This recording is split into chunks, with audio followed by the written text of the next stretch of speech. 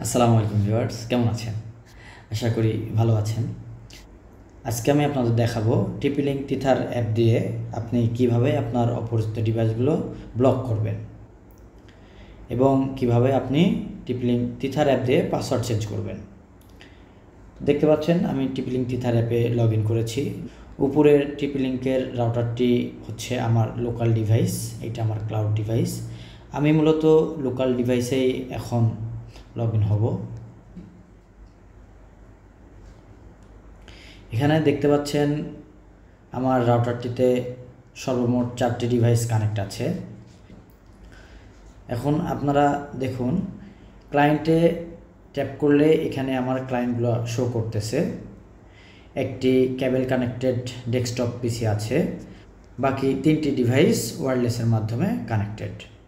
এখানে উপরের যেই ডিভাইসটি দেখাচ্ছে এটি দিয়ে আমি লগ ইন করেছি, সো এটি ব্লক করা যাবে না।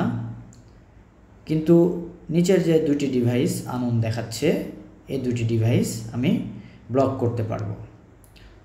এখন আমি আপনাদের একটি ফোন কীভাবে ব্লক করবেন সেটি দেখাবো। দেখতে পাচ্ছেন স্ক্রিনে আরেকটি ফোন অ্যাড হয়েছে।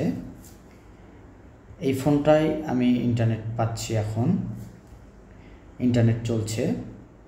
এই ফোনটি আইডেন্টিফাই করার জন্য যে ফোনটি আপনি ব্লক করবেন সেই ফোনের ওয়াইফাই অপশনে গিয়ে ওয়াইফাইয়ের উপরে ট্যাপ করে আপনি দেখে নেবেন এই ফোনের আইপি অ্যাড্রেস কোনটি। দেখতে পাচ্ছেন আইপি অ্যাড্রেসের এখানে 192.168.0.103 103 হচ্ছে আমার যে ফোনটি ব্লক করব সেই ফোনের আইপি। এখন আপনি দেখবেন 103 যে আইপিটি, এই যে এখানে দেখা যাচ্ছে ব্লক লেখা।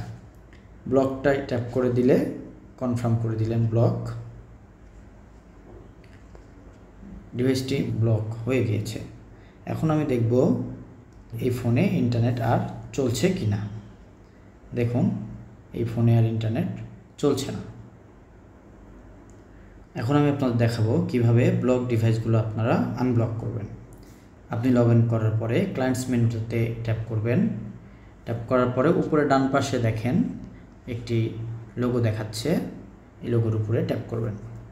এই যে এখানে দেখতে পাচ্ছেন ব্লক লিস্ট ডিভাইস একটি দেখাচ্ছে, এটির উপরে আমি ট্যাপ করে আনব্লক সিলেক্ট করে দেব এবং এটি কনফার্ম করে দিব। ডিভাইসটি আনব্লক হয়ে গিয়েছে। এখন আপনি দেখতে পাবেন এই ডিভাইসটিতে ইন্টারনেট পাচ্ছে। এভাবে আপনারা আপনাদের অপরিচিত সকল ডিভাইস ব্লক করে দিতে পারবেন এবং পরবর্তীতে আনব্লকও করে ফেলতে পারবেন।